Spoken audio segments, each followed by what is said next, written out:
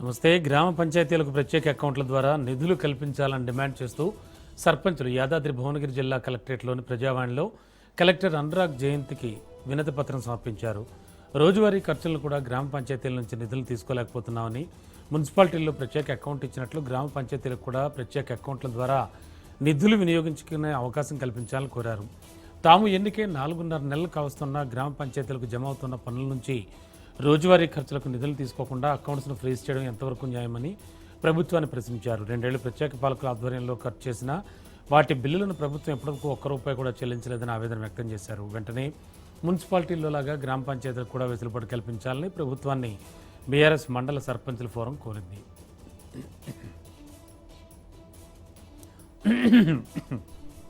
Petrol మరియు diesel ధరలు రోజురోజుకి పెరుగుతుండడంతో పేద మరియు సామాన్య ప్రజలపై తీవ్ర భారం పడుతోందని ఎమ్మెల్యే బీర్ల ఐలయ్య అన్నారు. యాదగిరిగుట్ట నుంచి ఆలేరు వరకు సైకిల్పై ప్రయాణించిన ఎమ్మెల్యే మోడీ ప్రభుత్వ హయాంలో సామాన్య ప్రజలు మళ్లీ సైకిళ్లపై ప్రయాణించాల్సిన పరిస్థితి ఏర్పడిందని విమర్శించారు. అనంతరం వంగపల్లి మీదుగా ప్రయాణిస్తూ అక్కడ ధాన్యం కొనుగోలు కేంద్రాన్ని సందర్శించి వడ్ల కొనుగోలు ప్రక్రియను పరిశీలించారు.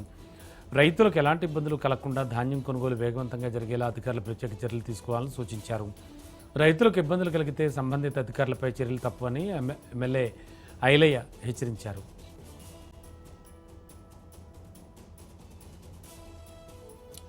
శ్రీ సత్యసాయి జిల్లా హిందూపురంలో సంచలనం రేపటి డబుల్ మనీకి మోసం కేసును హిందూపురం పోలీసులు ఛేదించారు.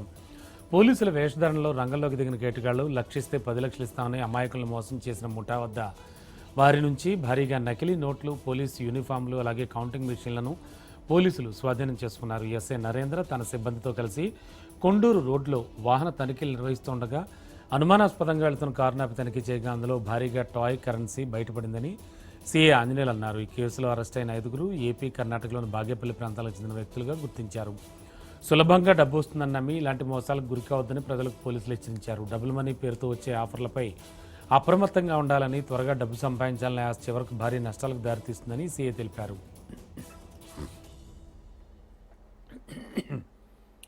నల్గొండ జిల్లా దామరచర్ల యాదాద్రి థర్మల్ పవర్ ప్లాంట్ను ఎమ్మెల్యే బత్తుల లక్ష్మారెడ్డి పరిశీలించారు. 3వ యూనిట్లో అగ్ని ప్రమాదం జరిగిన తీరును అధికారులను అడిగి తెలుసుకున్నారు. ప్రమాదంలో కంట్రోల్ కేబుల్స్, వాల్స్ ధ్వంసం కాగా ప్రధాన యంత్రాలు స్వల్పంగా డ్యామేజ్ అయినట్టు గుర్తించారు. ప్రమాదంపై ప్లాంట్ ఉన్నతాధికారులతో ఎమ్మెల్యే సమీక్ష సమావేశం నిర్వహించారు.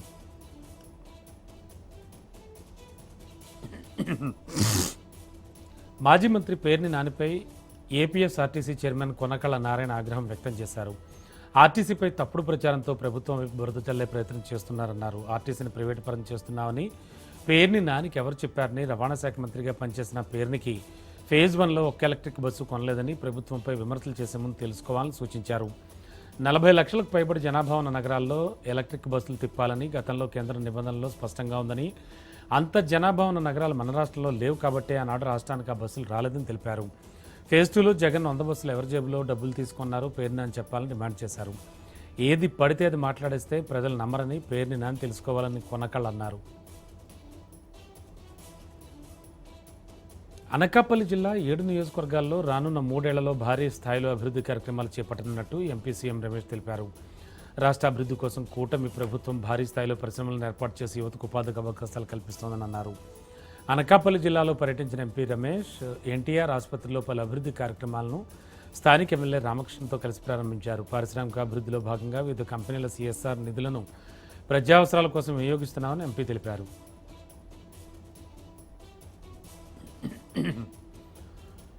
మంచిర్యాల జిల్లాలో నిషేధిత హెచ్టీ, BT3 పత్తి విత్తనాల అక్రమ రవాణాపై పోలీసులు భారీ చర్యలు చేపట్టారు.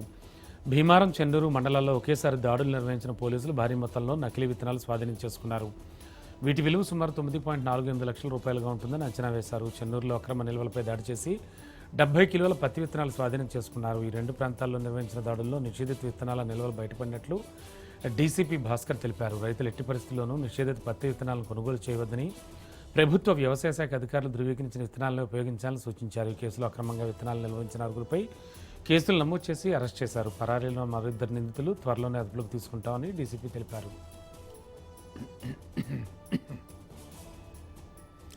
యాదాద్రి భువనగిరి జిల్లా కేంద్ర ఆసుపత్రిలో అధిక బరువుతో 2 శిశువులు జన్మించిన ఘటన ఆలస్యంగా వెలుగులోకి వచ్చింది. ఈ విషయాన్ని జిల్లా ఆసుపత్రి సూపరింటెండెంట్ డాక్టర్ పండు నాయక్, గైనకాలజిస్ట్ డాక్టర్ ఇందిరా తెలిపారు. జిల్లాలోని చందుపట్ల గ్రామానికి చెందిన స్నేహలత ప్రసవం కోసం ఆసుపత్రికి రాగా మొదట సాధారణ ప్రసవానికి ప్రయత్నించినట్లు డాక్టర్ ఇందర్ తెలిపారు. అయితే గర్భ శిశువు బరువు ఎక్కువగా ఉండడంతో శస్త్రచికిత్స నిర్వహించిన 4.3 కిలోల బరువున్న శిశువును సురక్షితంగా బయటకు తీశామని అన్నారు. అలాగే జిల్లాలోని కొండాపురం గ్రామానికి చెందిన మరో మహిళ అనురాధకు కూడా ఆపరేషన్ చేసి 4 కిలోల బరువున్న శిశువుకు జన్మనిచ్చినట్లు తెలిపారు. 2 కేసుల్లో శిశువుల బరువు ఎక్కువగా ఉండడం వల్ల ప్రమాదం అధికంగా ఉన్నప్పటికీ వైద్య బృందం సమష్టిగా పనిచేసి విజయవంతంగా ప్రసవాలు నిర్వహించామని, ప్రస్తుతం తల్లులు శిశువులు ఆరోగ్యంగా ఉన్నారని డాక్టర్ ఇందర్ తెలిపారు. కాకినాడ జిల్లాలో నీలేశ్వరం మండల పరిషత్ సమావేశం ఉద్రిక్తంగా మారింది. అధికారులు తీరుకు నిరసనగా పలువురు ఎంపీటీసీలు సమావేశాన్ని బహిష్కరించారు.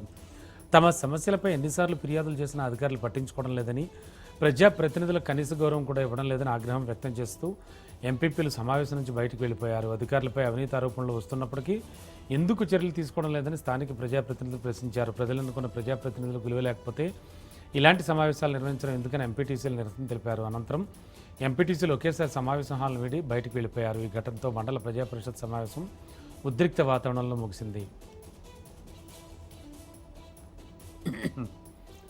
కర్నూలు జిల్లా ఆదోని మండలంలో ఉద్యోగం పేరుతో మోసం చేసిన ఘటన వెలుగులోకి వచ్చింది. మంత్రికి గ్రామానికి చెందిన నిరుద్యోగి విశ్వనాథ్ దంపతుల ఫిర్యాదు మేరకు కర్నూలుకు చెందిన 3 వ్యక్తులపై పెద్ద తుంబలం పోలీస్ స్టేషన్లో కేసు నమోదు చేసినట్లు ఎస్ఐ శ్రీవిజి తెలిపారు. ఉద్యోగం కల్పిస్తామని పలుమార్లు నమ్మించి భారీ మొత్తంలో డబ్బులు తీసుకుని ఉద్యోగం ఇప్పించకపోవడంతో పాటు డబ్బులు కూడా తిరిగి ఇవ్వకుండా మోసం చేశారని బాధితులు ఆరోపిస్తున్నారు.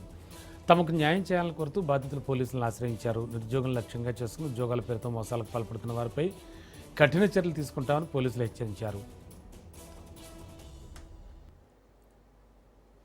గోవుల అక్రమ రవాణాపై కఠిన చర్యలు తీసుకోవాలని రాజాసింగ్ డీజీపీని కోరారు. గత రాత్రి గోవులతో వెళ్తున్న ఒక లారీని గో రక్షక్ దళ కార్యకర్తలు అడ్డుకున్నారని తెలిపారు. ఆ ఘటన సమయంలో ఎంఐఎం ఎమ్మెల్యే మాజిద్ హుస్సేన్ అక్కడికి వచ్చి ఆ లారీని తీసుకెళ్లడం సరైందేనా అని రాజాసింగ్ ప్రశ్నించారు. చట్టం అందరికీ సమానంగా ఉండాలని, రాజకీయ ప్రభావం లేకుండా పోలీసులు చర్యలు తీసుకోవాలని డిమాండ్ చేశారు. కేవలం హిందువులపైన మాత్రమే చర్యలు తీసుకుంటే ప్రజల్లో అనుమానాలు వస్తాయని, గోవుల అక్రమ రవాణా చేస్తున్న వారిపై వెంటనే కేసులు నమోదు చేయాలని పోలీస్ శాఖను రాజాసింగ్ కోరారు.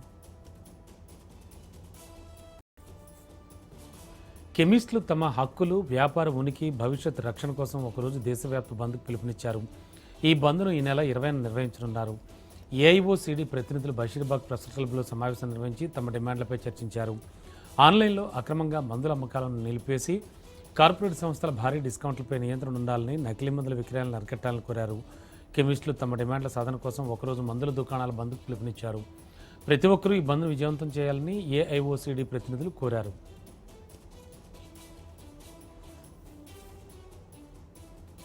శ్రీ సత్యసాయి జిల్లా కదిరిలో సిపిఐ ఆధ్వర్యంలో పెట్రోల్, డీజిల్, గ్యాస్, నిత్యావసర సరుకుల ధరలు తగ్గించాలని డిమాండ్ చేస్తూ వినూతన నిరసన కార్యక్రమం నిర్వహించారు. ఈ సందర్భంగా సిపిఐ నాయకుడు ముబారక్ ప్రభుత్వ ప్రజా వ్యతిరేక విధానాలను నిరసిస్తూ గుండు గోయించుకుని తన ఆందోళన వ్యక్తం చేశారు. కేంద్ర, రాష్ట్ర ప్రభుత్వాలు ఇంధన ధరలను నిరంతరం పెంచడం వల్ల పేదలు, కార్మికులు, రైతులు, మధ్యతరగతి ప్రజలు వీళ్లంతా కూడా తీవ్రంగా ఇబ్బందులు పడుతున్నారని ఆరోపించారు. ధరలు వెంటనే తగ్గించకపోతే దేశవ్యాప్తంగా మరింత ఆందోళన చేపడతామని సిపిఐ హెచ్చరించింది. ఈ కార్యక్రమంలో పార్టీ కార్యకర్తలు, రైతులు, కార్మికులు పాల్గొని ప్రభుత్వానికి వ్యతిరేకంగా నినాదాలు చేశారు. మహబూబాబాద్ జిల్లా కొత్తగూడ, గంగారం, గూడూరు మండలాల పరిధిలోని అడవుల్లో వన్యప్రాణులు నీటి చుక్క కోసం అల్లాడిపోతున్నాయి. ఎండ తీవ్రతను తట్టుకోలేక దప్పిక తీర్చుకునేందుకు అడవంతా పరుగులు తీస్తున్నాయి. దీంతో ఆ మూగజీవాల దాహార్తిని కొందరు దుర్మార్గులు పెట్టుబడిగా మార్చుకుంటున్నారు. నీటి కోసం అనుమతించే వన్యప్రాణులను వేటాడేందుకు వేటగాళ్లు అడవిలోనే ఉచ్చులు బిగిస్తున్నారు. ఒకవైపు ప్రకృతి సృష్టించిన ఎండల తీవ్రత, మరోవైపు మృగాల మారిన వేటగాళ్ల ఉచ్చులు రెండింటి మధ్య నలిగిపోతూ అడవి జంతువులు ప్రాణాలు కోల్పోతున్నాయి.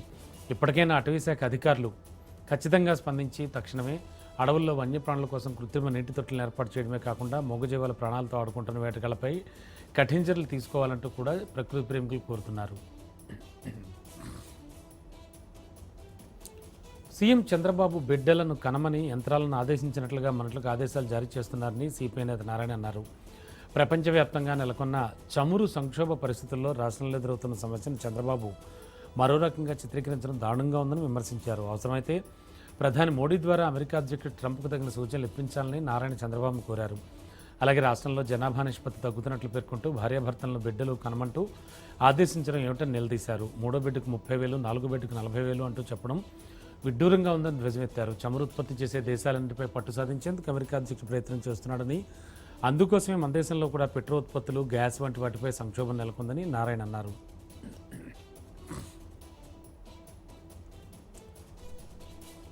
పల్నాడు జిల్లా నరసరావుపేటలోని వైసీపీ ఆధ్వర్యంలో పెట్రోల్ డీజిల్ ధరల పెంపును వ్యతిరేకిస్తూ నిరసన కార్యక్రమం జరిగింది. ఈ నిరసనకు వైసీపీ పల్నాడు జిల్లా వర్కింగ్ ప్రెసిడెంట్ శ్రీనివాసరెడ్డి ఆధ్వర్యంలో స్థానిక వైసీపీ కార్యాలయం నుంచి ర్యాలీగా వెళ్లి జిల్లా కలెక్టర్ కార్యాలయం సమీపంలోని పెట్రోల్ బంక్ వద్ద ఆందోళన చేశారు. అనంతరం కలెక్టర్ సంజనా సింహాకు వినతిపత్రం అందజేశారు. పెట్రోల్ డీజిల్ ధరల పెంపు వల్ల నిత్యావసర వస్తువుల ధరలు పెంచడంతో పాటు కూటమి ప్రభుత్వం ప్రజా వ్యతిరేక విధానాలు అనుసరిస్తోందని శ్రీనివాసరెడ్డి విమర్శించారు. ఎన్నికల ముందు నారా లోకేష్ చేసిన హామీలను ప్రస్తావిస్తూ పెట్రోల్ డీజిల్ ధరలు తగ్గిస్తామని చెప్పారని గుర్తు చేశారు. కేంద్ర ప్రభుత్వంతో కలిసి రాష్ట్ర ప్రభుత్వం చర్యలు తీసుకుని పెరిగిన పెట్రోల్ డీజిల్ ధరలను వెంటనే తగ్గించాలని వైసీపీ తరఫున డిమాండ్ చేశారు.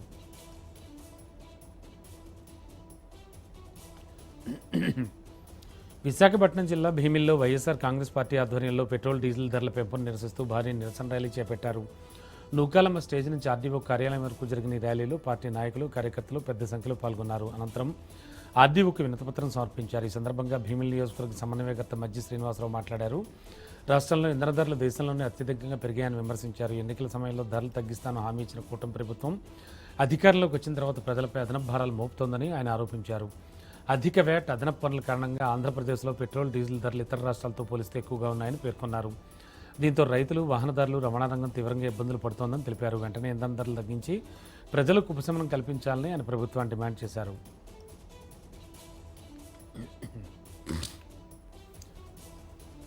తిరుపతి జిల్లా సూళ్లూరుపేట ఆర్డీఓ కార్యాలయం ఎదుట మాజీ ఎమ్మెల్యే సంజీవయ్య ఆధ్వర్యంలో భారీ నిరసన చేపట్టారు. పెట్రోల్ డీజిల్ ధరల పెరుగుదలపై ఆందోళన వ్యక్తం చేస్తూ ధరలు తగ్గించాలని డిమాండ్ చేశారు. దేశవ్యాప్తంగా ఇంధన ధరలు పెరిగి సామాన్యులు ఇబ్బందులు పడుతున్నారని, పొరుగు రాష్ట్రాలతో పోలిస్తే ఏపీలోనే ధరలు ఎక్కువగా ఉన్నాయని సంజీవయ్య విమర్శించారు.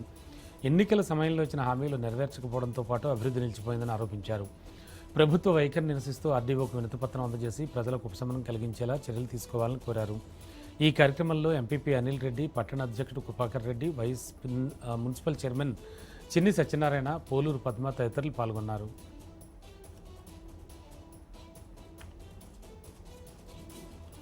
సీఎం చంద్రబాబు ప్రతిపక్షంలో ఉన్నప్పుడు బాదుడే బాదుడు అన్నారు. ఇప్పుడు కూడా దాన్నే అమలు చేస్తున్నారని వైసీపీ నేత ప్రదీప్ రెడ్డి విమర్శించారు. వైసీపీ పిలుపు మేరకు కర్నూలు జిల్లా మంత్రాలయంలోని ప్రదీప్ రెడ్డి ఆధ్వర్యంలో పెట్రోల్ డీజిల్ గ్యాస్ ధరల పెంపును నిరసిస్తూ రాఘవేంద్ర సర్కిల్లో ధర్నా నిర్వహించారు. అనంతరం తహసీల్దార్ కార్యాలయం వరకు ర్యాలీగా వెళ్లి ఎంఆర్ఓ రమాదేవికి వినతిపత్రం అందజేశారు. ఈ ఆందోళనలో పెద్ద సంఖ్యలో పార్టీ నేతలు కార్యకర్తలు పాల్గొన్నారు.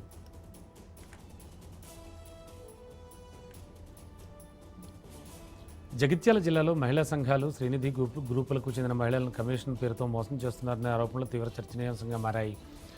ఆర్పీలు కొంతమంది మధ్యవర్తులు కలిసి ఒక్కో గ్రూప్ నుంచి 5,000 రూపాయల వరకు కమిషన్ వసూలు చేశారని బాధిత మహిళలు ఆరోపిస్తున్నారు. జిల్లాలో వందలాది గ్రూపుల నుంచి ఈ విధంగా భారీ మొత్తంలో డబ్బులు వసూలు చేసినట్లు మహిళలు ఆవేదన వ్యక్తం చేస్తున్నారు. నిరక్షరాస్య మహిళల సంతకాలతో రుణాలు తీసుకుని తర్వాత రుణాలకు సంబంధించిన నోటీసులు రావడంతో అసలు విషయం తమకు తెలిసిందని బాధితులు అంటున్నారు. తాము ఎలాంటి డబ్బులు తీసుకోకపోయినా అప్పులు తమపై మోపారని మహిళలు వాపోతున్నారు. ఈ వ్యవహారంపై గత 4 ఏళ్లుగా అధికారులకు, పోలీసులకు కూడా పలుమార్లు ఫిర్యాదులు చేసినప్పటికీ ఎలాంటి చర్యలు తీసుకోలేదని మహిళలు ఆరోపించారు. ప్రజావాణి కార్యక్రమంలో జిల్లా కలెక్టర్ని కలిసి తమ సమస్యను వివరించి న్యాయం చేయాలంటూ విజ్ఞప్తి చేశారు.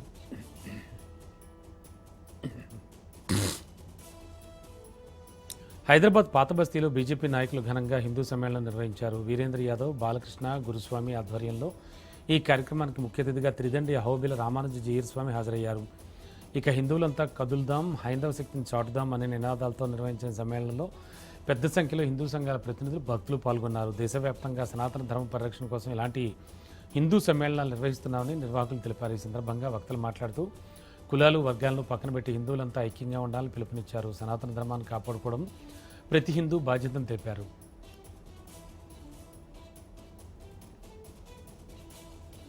నిర్మల్ జిల్లా కేంద్రంలోని సమీకృత కలెక్టర్ కార్యాలయ ఆవరణలో గంగపుత్రుల ఆందోళన నిర్వహించారు. తమ జీవనాధారమైన చెరువులపై ముద్రాజు కులస్తులకు హక్కులు కల్పించడంపై లక్ష్మణ చాంద మండలం పీచర గ్రామస్తులు తీవ్ర అభ్యంతరం వ్యక్తం చేశారు. అలాగే అక్రమంగా ఏర్పాటు చేసిన ముద్రాజ్ సొసైటీ వెంటనే రద్దు చేయాలంటూ వారు డిమాండ్ చేశారు. చెరువులపై తమ సాంప్రదాయ హక్కులను కాపాడాలంటూ వారు కోరారు.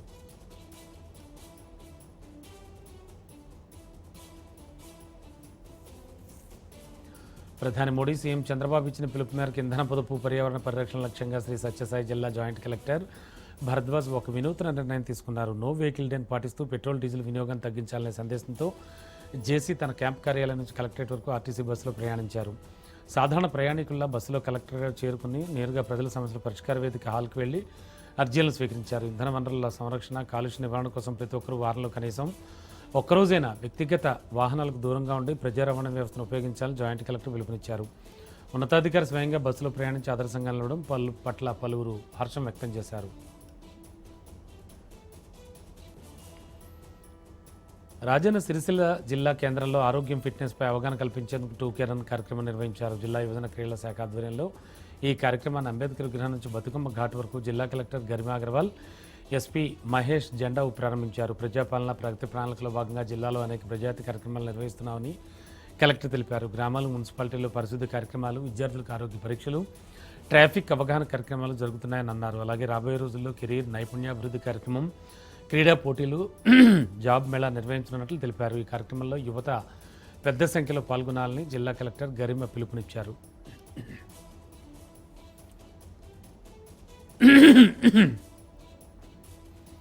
జనగామ జిల్లా కలెక్టర్ సందీప్ కుమార్ ఝాపై ఫిర్యాదులు వెల్లువెత్తుతున్నాయి. కలెక్టర్ కార్యాలయం ముందు కొంతమంది వ్యక్తులు మంత్రి పొంగులేటి శ్రీనివాసరెడ్డికి ఫిర్యాదు చేయడంతో వివాదం ఏర్పడింది. దీనిపై స్పందించిన బీజేపీ నేత కేవీఎల్ఎన్ రెడ్డి ప్రజలకు మంచి సేవలు అందిస్తున్న కలెక్టర్పై కావాలనే కొందరు తప్పుడు ఆరోపణలు చేస్తున్నారని విమర్శించారు.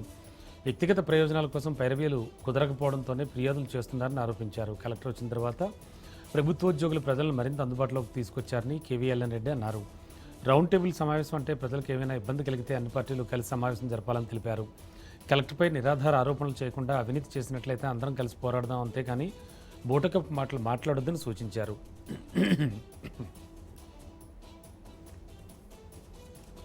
తిరుమల శ్రీవారి దర్శనానికి సినీ జంట ఆది పినిశెట్టి, నిక్కి గల్రాని దంపతులు చేరుకున్నారు.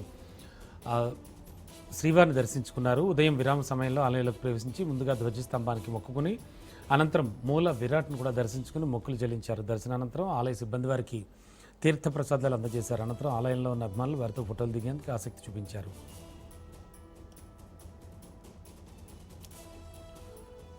తిరుమల శ్రీవారిని హోంమంత్రి అనిత కుటుంబం సమేతంగా దర్శించుకున్నారు. దర్శనానంతరం ఆలయంలోని రంగనాయకుల మండపంలో వేద పండితులు ఆమెకు ఆశీర్వచనం అందించగా అధికారులు తీర్థప్రసాదాలు శేషవస్త్రంతో సత్కరించారు. అనంతరం కేంద్ర ప్రభుత్వ సహకారంతో రాష్ట్రంలో అభివృద్ధి వేగంగా జరుగుతోందని అనిత అన్నారు. అలాగే తిరుమలలో పటిష్టమైన భద్రత వ్యవస్థ ఏర్పాటు చేశామని తెలిపారు. రాష్ట్ర అభివృద్ధికి శ్రీవారి ఆశీస్సులు ఉండాలని ప్రార్థించినట్లు ఆమె తెలిపారు. జల్సాలకు అలవాటు పడి ఇళ్లలో దొంగతనాలు చేస్తున్న ఓ నోటోరియస్ క్రిమినల్ను బేగం బజార్ పోలీసులు అరెస్ట్ చేశారు. ఈ నెల 6వ తేదీన తన ఇంట్లో దొంగతనం జరిగిందంటూ కృష్ణ అనే వ్యక్తి బేగం బజార్ పోలీసులు ఫిర్యాదు చేశాడు. ఇంటి తాళాలు పగలగొట్టి 235 గ్రాముల బంగారం, 10 లక్షల నగదు చోరుకు గురైనట్లు బాధితుడి ఫిర్యాదు మేరకు కేసు నమోదు చేసి దర్యాప్తు చేపట్టిన పోలీసులు సీసీటీవీ కెమెరాల ఆధారంగా అమర్ సింకం బాలేను అరెస్ట్ చేశారు. మహారాష్ట్రకు చెందిన నిందితుడు ఫుట్పాత్పై జీవిస్తూ చెడు వ్యసనాలకు అలవాటు పడి జల్సాల కోసం దొంగతనాలకు పాల్పడేవాడని పోలీసులు గుర్తించారు. గతంలో ఇదే తరహాలో 4 దొంగతనాల కేసులతో పాటు పోక్సో కేసు నమోదైనట్టు డీసీపీ తెలిపారు. నిందితుడిని అరెస్ట్ చేసి అతని వద్ద నుంచి దొంగిలించిన సొత్తును రికవరీ చేసి రిమాండ్కు తరలించారు. తిరుపతి నగరంలో అర్ధరాత్రి గుర్తు తెలియని వ్యక్తులు మాజీ ఎమ్మెల్యే భూమన కరుణాకర్ రెడ్డి, తన కుమారుడు అభినయ్ రెడ్డిలను లక్ష్యంగా చేసుకుని ఫ్లెక్సీలు ఏర్పాటు చేశారు. తిరుపతిని గంజాయి వనంగా మార్చొద్దు, పుణ్యక్షేత్రాన్ని దోపిడీదారుల నుంచి రక్షించుకుందామనే వ్యాఖ్యలతో కూడి ఫ్లెక్సీలు రాజకీయంగా కలకలం సృష్టించాయి. వైసీపీ శ్రేణులు ఉదయం వాటిని తొలగించినప్పటికీ ఈ ఘటన రాజకీయ వర్గాల్లో తీవ్ర చర్చనీయాంశమైంది. అర్ధరాత్రి వెలిసిన ఫ్లెక్సీల తర్వాత మున్సిపల్ అధికారులు తొలగించారు. నెల్లూరు నగర నియోజకవర్గంలో పలు అభివృద్ధి కార్యక్రమాల శంకుస్థాపనలు, ప్రారంభోత్సవాల్లో మంత్రి నారాయణ పాల్గొన్నారు. 54వ డివిజన్లో మంచినీటి ట్యాంక్ నిర్మాణ పనులకు భూమి పూజతో పాటు ఏసీ నగర్ మల్లెల సంజీవయ్య పాఠశాలలో అదనపు తరగతి గదులను ప్రారంభించారు. అనంతరం నెల్లూరు నగరంలోని ప్రభుత్వ పాఠశాలలను P4 విధానంలో కార్పొరేట్ పాఠశాలకు ధీటుగా ఆధునికీకరిస్తున్నామని నారాయణ తెలిపారు. ప్రతి పేద విద్యార్థికి ఉచితంగా కార్పొరేట్ స్థాయి విద్య అందించడమే తమ ప్రభుత్వ లక్ష్యమని మంత్రి తెలిపారు.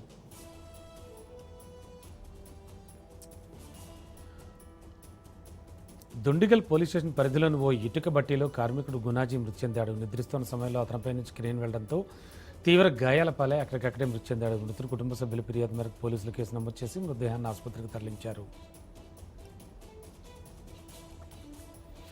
జగ్గంపేట నియోజకవర్గ రాజకీయాలు రోజురోజుకి వేడెక్కుతున్నాయి. ఇప్పటికే ఇండిపెండెంట్ ఎమ్మెల్యే అభ్యర్థి సూర్యచంద్ర, స్థానిక ఎమ్మెల్యే జ్యోతుల నెహ్రూపై అవినీతి ఆరోపణలు చేయడంతో రాజకీయ వర్గాల్లో తీవ్ర చర్చ నడుస్తోంది. నేపథ్యంలో మంత్రి లోకేష్ పర్యటన సందర్భంగా కిర్లంపూడి మండలం బోరుకుపూడి గ్రామంలో సూర్యచంద్ర ఏర్పాటు చేసిన సమావేశాన్ని అడ్డుకునేందుకు టీడీపీ నాయకులు తన ఇంటి వద్దకు చేరుకోవడంతో ఉద్రిక్త పరిస్థితులు నెలకొన్నాయి. సమావేశం నిర్వహిస్తే మేము కూడా అక్కడే కూర్చుంటాం.